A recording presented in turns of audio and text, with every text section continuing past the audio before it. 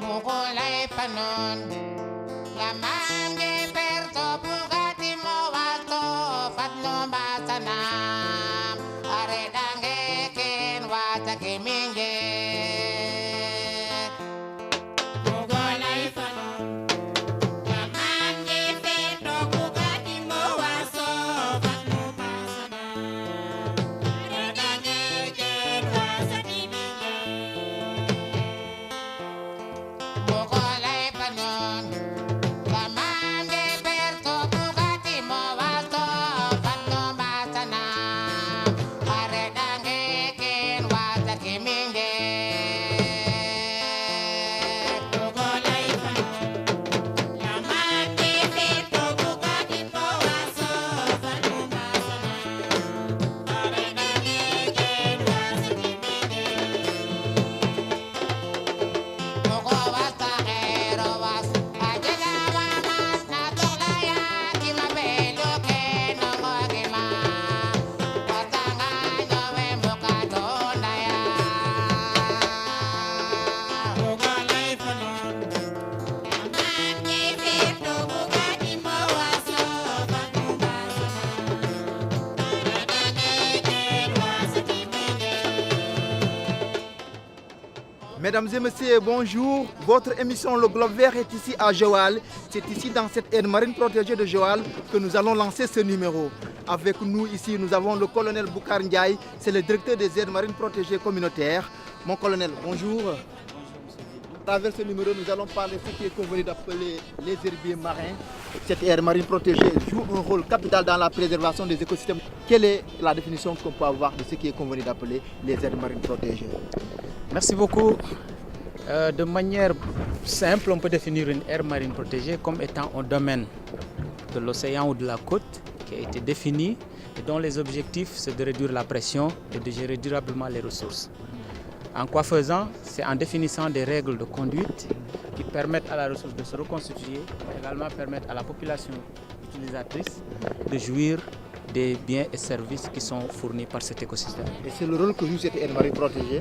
Oui, Joal Fadiouth fait partie des 5 aires marines protégées créées depuis 2004, pour lesquelles le Sénégal s'était engagé à conserver au moins une partie de sa frange côtière. Et après Joal Fadiouth, il y a une autre catégorie d'aires protégées d'AMP qui a été créée à partir de 2014. Mais tout ceci pour renforcer le dispositif de protection au niveau de la côte. Vous n'êtes pas sans ignorer qu'au niveau du Sénégal, nous sommes confrontés à une raréfaction des poissons. Et ces poissons constituent l'essentiel de l'alimentation, la protéine animale et également source de devises. Au fur et à mesure que l'exploitation s'intensifie, la ressource se raréfie. Et si on ne prend pas des dispositions convenables, on parviendra à un moment où, ou à une situation où avoir du poisson deviendra difficile. C'est dans ce contexte que cette aire marine protégée a été instituée. Je rappelle que pour créer ces aires marines protégées, il a fallu faire des investigations, des études tout le long de la côte sénégalaise en vue de détecter les endroits qui présentent un intérêt écologique et biologique important, où les poissons soit se reproduisent, soit grossissent ou bien se nourrissent tout simplement et qui font l'objet de pression et qui, si ces endroits ne sont pas protégés, vont constituer donc un frein au développement de la pêche. On se souvient, c'est à la suite de la rencontre de Durban en Afrique du Sud en 2003 que l'idée de créer ces aires marines protégées a été soumise aux autorités compétentes du Sénégal, à l'instar de toute la communauté internationale. Aujourd'hui, quand on est là à Joal Fadiouth, dans cette aire marine protégée, quelles sont les différentes espèces qu'on peut trouver depuis sa création? Bon, d'abord là où nous sommes, c'est un site où nous rencontrons ce qu'on appelle les herbiers marins. Qui dit herbier dit un écosystème fréquenté par une certaine catégorie d'espèces, notamment tout ce qui est herbivore, les poissons qui se nourrissent d'herbes. Ces herbiers constituent également des habitats pour les espèces en reproduction. Ça peut être le lieu où sont déposés les œufs, les lieux de grossissement des alevins, etc. Et connaissant Joal également, l'essentiel des espèces qui sont débarquées sont ce qu'on appelle les espèces pélagiques. Classe des sardinelles, les chinchards, etc. Ce sont ces espèces qui sont les plus nombreuses ici. Il est également défini que dans les herbiers, il y a certaines catégories d'espèces telles que les sèches, les calamars et consorts qui sont rencontrés. Effectivement, à Joal, il y a des périodes durant lesquelles ces espèces sont bien pêchées. Donc cet AMP joue un rôle très déterminant sur les captures qui sont débarquées au niveau du débarcadère de Joal. Vous l'avez dit tout à l'heure, la pêche crée vraiment pas mal d'emplois, mais le constat est qu'aujourd'hui, depuis certaines années, on a constaté qu'il y a une raréfaction de nos ressources. Et c'est lié à ce qui est convenu d'appeler une pêche illicite non réglementée et non déclarée. Aujourd'hui, à l'image des autres AMP, que ce soit l'AMP de Saint-Louis, l'AMP de Abénin, est-ce que les pêcheurs sont sensibilisés sur l'importance de cette AMP? Si on voit qu'il y en a qui sont réticents, parce qu'on a eu à faire des interviews, il y en a qui ont reconnu qu'il y a des gens qui viennent pêcher ici. Le terme sensibiliser reste très ambigu. En tout cas, l'information passe. Entre la réception de l'information et son acceptation, maintenant, c'est là où ça pose problème. Ce que nous remarquons, c'est que tout le monde connaît l'importance d'une aire marine protégée. Mais comment respecter le dispositif de surveillance, les règles de conduite, le code de conduite qui sont établis, c'est là où se situe le problème. Il y a toujours des difficultés liées à la pression. Parce qu'à beau surveiller, les pêcheurs viennent. Pourquoi ils viennent? C'est parce qu'il y a la ressource. Pourquoi ils ne vont pas ailleurs? C'est parce qu'ailleurs, il n'y a pas de poisson. Donc on peut dire que l'AMP, tant soit peu, joue son rôle. Mesdames et messieurs, la préservation de ces herbiers marins passe aussi par une bonne conscientisation des populations. Parmi ces populations, nous avons les pêcheurs. Et c'est pourquoi nous vous amenons au niveau du quai de pêche de Joal pour essayer de voir comment se comportent ces pêcheurs.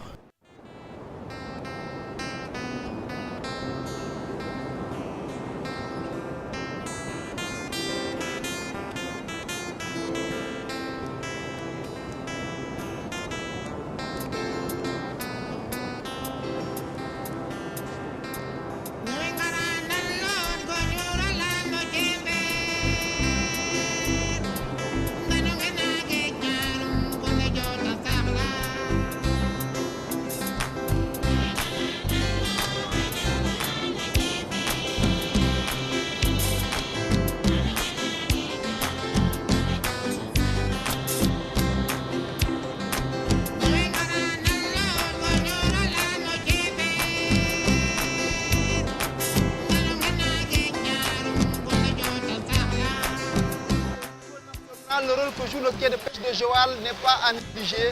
En termes de débarquement, le quai de pêche de Joal joue un rôle capital. Ces images de ces pirogues ne sont que la face visible de l'iceberg. D'autres pirogues sont encore en mer.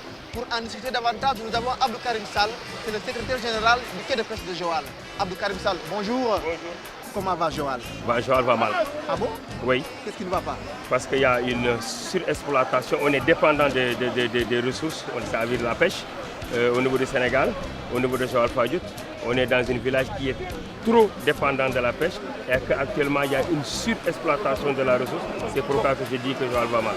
On est dans la commune de Joal Fadiouth qui fait 5035 hectares avec une population de 54 000 habitants où on débarque presque les 1/3 du débarquement du Sénégal viennent de Joal. 1/3 vous dites? 1/3 oui, je précise 1/3 parce que l'année dernière, il y a eu 440 000 tonnes qui ont été débarquées au niveau du territoire national et les 1/3, c'est-à-dire 130 000, 1/3 et plus ont été débarqués à Joal Fadiouth. Ce qui prouve que Joal Fadiouth est l'un des plus grands quais de débarquement de l'Afrique de l'Ouest, pas du Sénégal mais seulement de l'Afrique de l'Ouest, parce que les 1/3 du débarquement du Sénégal viennent de Joal Fadiouth. La faute à qui? La faute à tout le monde. L'État a une responsabilité par rapport à ça, parce que déjà par rapport au code de la pêche qui n'est pas tout appliqué, bon, il y a des applications, mais quand même tout n'est pas appliqué au niveau de la code de la pêche. Il y a aussi des bateaux industriels qui sont dans la zone en mer en train de pêcher, mais il y a aussi beaucoup de pirogues qui sont en train de surexploiter les ressources. Vous avez parlé d'une mauvaise exploitation de ces ressources, qui sont des ressources qui peuvent disparaître d'un moment à l'autre. Aujourd'hui, il est question de ce qui est convenu d'appeler la préservation de nos herbiers marins.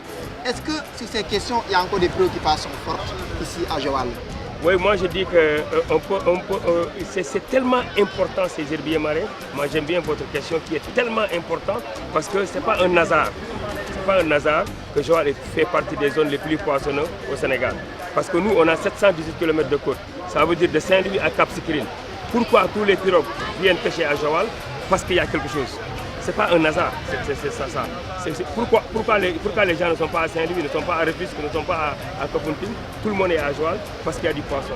Qu'est-ce qui retient ce poisson-là? C'est les herbiers marins qui jouent un rôle très important par rapport à ces ressources. C'est quoi un herbier marin pour ceux qui nous écoutent? Un herbier marin, il y a le mot herbe dedans. Ça veut dire que c'est des herbes qui sont en mer, qui sont dans des zones qui ne sont pas du tout profondes. Tu prends l'exemple de Joal. Quand tu prends la carte bathymétrique de Joal, ça veut dire que c'est 1 km, 1 mètre. Quand il y a 8 km de profondeur, ça veut dire qu'il y a 8 km de longueur, il y a 8 mètres de profondeur. Et ces herbiers vivent dans des zones qui ne sont pas profondes. Et ça, c'est un peu spécifique à Joal, vers Palmarin jusqu'à Differ. Ces herbiers servent à quoi? C'est des herbiers qui servent à des zones de nicellerie, des aires de ponte pour certaines espèces, des zones de grossissement. Donc ça permet aux petits poissons d'échapper aux grands prédateurs. Parce que c'est des zones touffues où quand les œufs vont éclore, ces petits poissons pourront vivre dans ces zones sans être inquiétés par les grands prédateurs. En termes faciles, ça permet aux poissons de trouver de la nourriture, mais de pouvoir aussi se réfugier et aussi de pouvoir pondre en termes clairs. Non seulement les poissons, il y a certains poissons qui vivent de ces phytoplanctons et de ces zooplanctons, mais aussi ça aux petits poissons, mais ça permet aux poissons aussi c'est comme tu as une chambre avec les tempêtes, avec les vents, tu te casses, tu dors dans ton chambre. Aisément, les herbiers servent à ça. C'est des zones de ponte, de nicellerie, de grossissement et de nourriture pour certains poissons. Je rappelle qu'ici à Joal, nous avons ce qui est connu d'appeler l'aire marine protégée de Joal. Une aire marine protégée qui est créée depuis 2004 par le décret 2004, 1408 du 4 novembre 2004, portant création de 5 aires marines protégées, dont celle de Joal. Est-ce qu'en termes de préservation de cette aire marine protégée de Joal, il y a des avancées? Ah oui, il y a des avancées très significatives. Je disais tout à l'heure que Joal, le quai de pêche est l'un des plus grands quais de pêche. Mais en termes d'air marine aussi, presque, je dirais qu'on a l'air marine le plus fonctionnel en Afrique de l'Ouest, l'un des aires marines les plus fonctionnels en Afrique de l'Ouest, sur le plan gestion, sur le plan gouvernance, parce qu'on a de très bons conservateurs, on a aussi une bonne direction qui nous accompagne et les populations se sont appropriées de cette aire marine. Est-ce que les pêcheurs n'y pêchent pas? Non, les pêcheurs y pêchent. On ne peut pas dire que les pêcheurs ne pêchent pas. Il y a la gendarmerie, les gens continuent à voler. Il y a la douane, les gens continuent à avoir de la fraude. On ne peut pas assurer, je ne peux pas dire à 100% que les pêcheurs ne pêchent pas, mais en tout cas à 97%, on a pu régler le problème de la pêche dans les marines protégées. Quel est votre message à l'endroit de ces pêcheurs? Parce que vous êtes pêcheur, hein? Sinon, vos amis, vous leur dites quoi exactement? Non, moi je suis le pêcheur, je suis le président du plateforme des pêcheurs artisanaux. Vous leur dites quoi aujourd'hui? Ce qu'on leur dit, c'est que quand tu entres dans une maison, tu tues tout le monde, les enfants, les femmes, les petits, ça veut dire qu'il n'y aura plus de générations futures. Donc ce qu'on lui dit, on est en train de transformer nos eaux en désert liquide. Donc nos populations, les pêcheurs, doivent prendre leurs responsabilités en sachant qu'on nous a légué ces ressources et on doit les léguer à nos petits-enfants. Donc il faut bien la sauvegarder et bien la gérer pour les générations futures. La question des filets monofilaments fait encore des dégâts, hein? Aujourd'hui, est-ce qu'à Joal, les monofilaments existent toujours? Ah oui, le monofilament existe toujours. Parce que le monofilament sur le décret est interdit par le code de la pêche, mais sur le décret d'application, ce n'est pas encore appliqué. Donc ça continue à être utilisé au niveau des pêcheurs. J'ai eu le privilège d'interviewer le ministre de la Pêche, Omar Gueye, qui avait dit qu'en 2019, au courant de cette année, début 2019, que les filets monofilaments seront remplacés par d'autres filets. Jusqu'à présent, est-ce que vous avez vu l'effectivité de cette promesse? Non, pour le moment, on ne l'a pas vu, en toute sincérité. Et vraiment, on le souhaite à mille voix. Parce que, bon, il nous avait promis des moteurs, on les a reçus. Quand même, quand il dit qu'ils seront remplacés, on croise les doigts. Mais en tout cas, moi, je sais qu'en tant qu'acteur de la pêche, que le monofilament est très négatif pour la pêche. Abdou Karim Sall, merci infiniment. Merci beaucoup. C'est moi qui vous remercie en tant qu'acteur de la pêche de voir un journaliste qui prend la responsabilité de parler de la pêche parce qu'on est oublié par vos confrères journalistes. Merci beaucoup Abdou Karim Sall. Nous allons aussi donner la parole à certains pêcheurs pour voir comment ils s'activent dans la préservation de nos ressources halieutiques.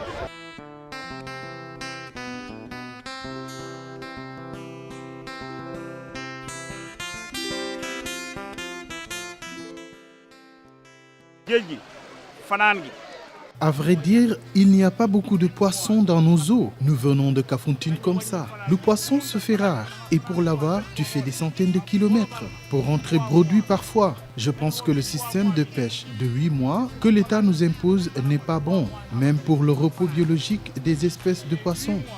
géej gi attunu ko moo tax jën actuellement ni gaal yi boo xoolee Kafountine lañ jóge. waaw fi ngeen di def ak li ngeen di yem am na lu ñu ne herbier marin ak tamit aire marine protégée bi bàyyi na da ngay napp foofu ci aire marine protégée boobu wala loolee ci napp ak herbier yëpp.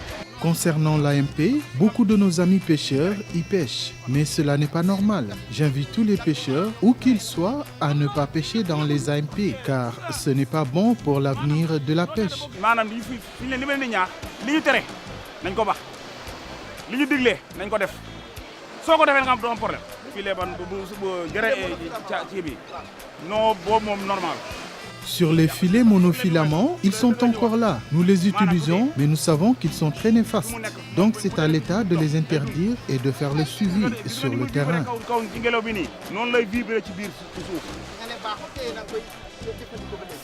xam nga problème bi xam nga baaxul mais jëlewuñ ko fi.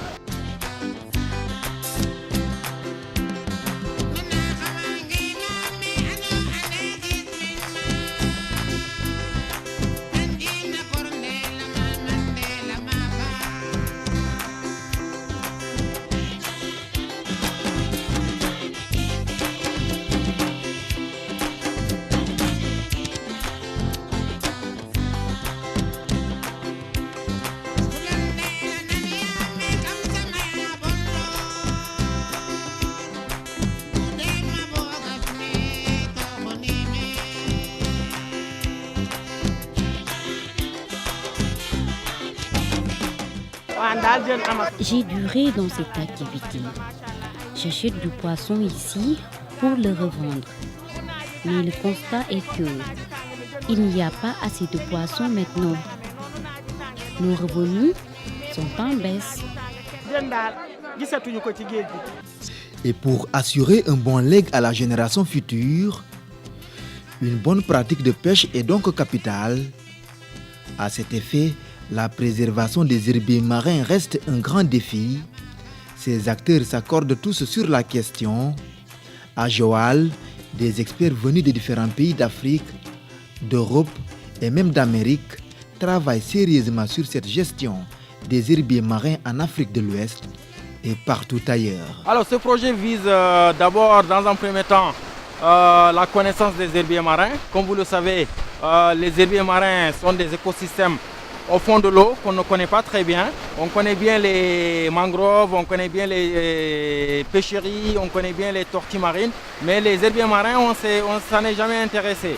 Donc c'est une initiative lancée par la Fondation Mava dans le cadre de son plan d'action numéro 6 pour mener des études, pour améliorer les connaissances sur les herbiers marins dans la sous-région ouest africaine et également prendre des mesures pour conserver cet écosystème assez important. Oui, la Convention d'Abidjan est un des partenaires du projet. Il y a également d'autres partenaires comme Wetlands International Africa, le réseau des aires marines protégées en Afrique de l'Est, le RAMPAO, mais également le Centre de suivi écologique du Sénégal, le CERESCOR en Guinée, etc., etc. On a plusieurs partenaires techniques, scientifiques, institutionnels dans les différents pays de la sous-région. Alors, d'abord, dans le cadre de l'atelier, le présent atelier que nous organisons à Joal, il s'agit de former des formateurs sur le suivi des écosystèmes d'herbiers, sur la cartographie des écosystèmes d'herbiers, sur l'évaluation des services écosystémiques qui sont associés à ces herbiers marins. Et une fois cette formation achevée, les experts formés iront former d'autres experts au niveau national dans les différents pays bénéficiaires du projet. Donc on essaie de mettre en place un pool d'experts régional qui est spécialisé sur les herbiers marins, ce qui nous manque aujourd'hui dans la sous-région en Afrique de l'Ouest. Je suis très optimiste. Je suis très optimiste dans la mesure où de plus en plus nos autorités prennent conscience de l'importance de la préservation des écosystèmes de façon générale, mais en particulier de certains écosystèmes marins et côtiers. Il s'agit de la mangrove, des herbiers marins, des coraux, etc. Puisque ces écosystèmes contribuent de façon assez considérable à l'atténuation des effets des changements climatiques, mais également c'est des écosystèmes qui contribuent à l'amélioration des pêcheries et par conséquent à l'amélioration du cadre de vie des communautés côtières. Donc, et par contre, bien entendu, à l'amélioration des PIB au niveau des pays bénéficiaires. Le projet Resiliency, c'est un projet développé par la Fondation Mava, Wetlands International, Grid Arendal et la Convention d'Abidjan. Nous sommes ici à Joal cette semaine dans le cadre de l'atelier technique sur les herbiers marins. Le projet couvre 7 pays, depuis la Mauritanie jusqu'à Sierra Leone et aussi Cabo-Vert. Les herbiers marins ont un important capital pour les tortues marines, les oiseaux, les lamantins qui sont riches. Ils limitaient également l'érosion côtière et ils sont une nurserie pour les poissons s'y reproduire et s'y développer. Quand nous parlons d'herbiers marins, nous entendons par là surtout quelle est la contribution de cet habitat dans des secteurs stratégiques comme la pêche. Puisque comme vous le savez, nous sommes dans un pays où quand même le poids économique de la pêche dans la formation du produit intérieur brut est assez important. La pêche, je pense que est la principale source de devises à côté du tourisme. Donc notre rôle ici, c'est de nous assurer que nous avons des habitats qui sont propices justement au développement de ces activités économiques-là. Notre rôle également, c'est de nous assurer que ces habitats sont bien conservés. Notre rôle également, c'est de nous assurer qu'il y a une intégration régionale. Des visites sont aussi organisées en mer, notamment dans l'aire marine protégée de Joal. Ces éminents experts, dont certains sont des plongeurs, ont effectué des plongées pour mieux évaluer le stock de l'AMP ainsi que les menaces.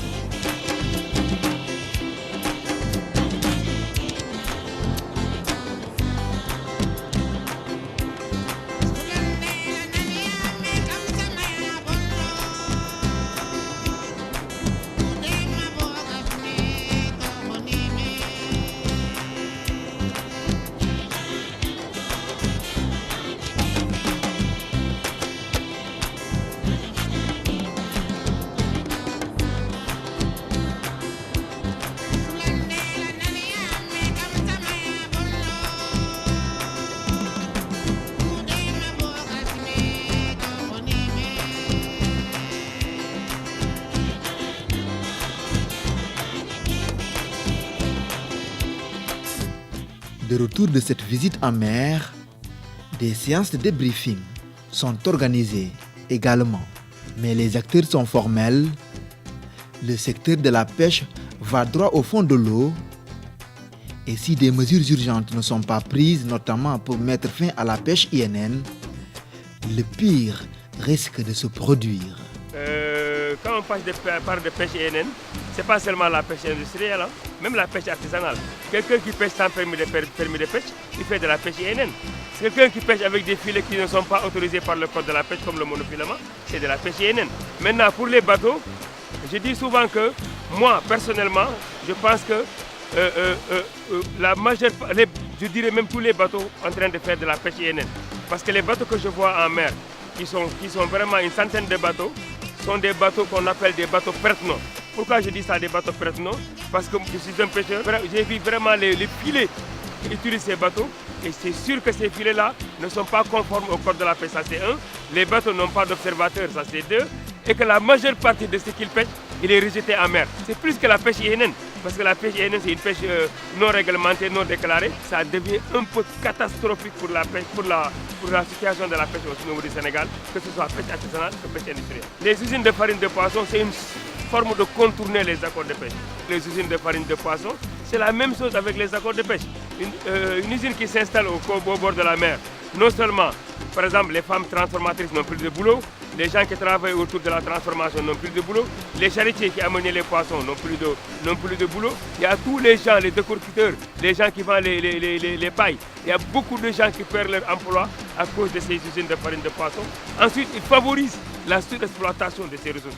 Donc pour moi, ces usines de farine de poisson vraiment sont négatives pour la pêche artisanale. Ils transforment les poissons, que nous on en a besoin pour notre protéine animale, pour notre survie, ils les transforment en farine de poisson, surtout pour des animaux. Pas pour des êtres humains, mais ils donnent ça à des animaux. Alors que nous, les Sénégalais, on a besoin de ces poissons. Il y en a 11 dans la région de Thiès. 11 dans la région de Thiès. Seulement dans la région de Thiès, il y en a 11 usines. Et ces usines-là sont vraiment négatives, très négatives sur la situation de la pêche. Mesdames et messieurs, comme nous le constatons avec ces témoignages, L'avenir de la pêche sénégalaise s'assombrit comme ce ciel à travers la disparition progressive de ce soleil qui se couche. Ce numéro de votre émission Le Globe Vert se referme, mais avec l'espoir qu'un jour, le soleil se lèvera, accompagné par un grand retour de poissons dans les eaux sénégalaises et même africaines. Mais il ne faudrait pas se voiler la face. Cet espoir doit passer par la fin de la pêche INN, la pêche illicite non déclarée et non réglementée. Et nous vous donnons rendez-vous très bientôt pour un autre numéro de Globe Vert.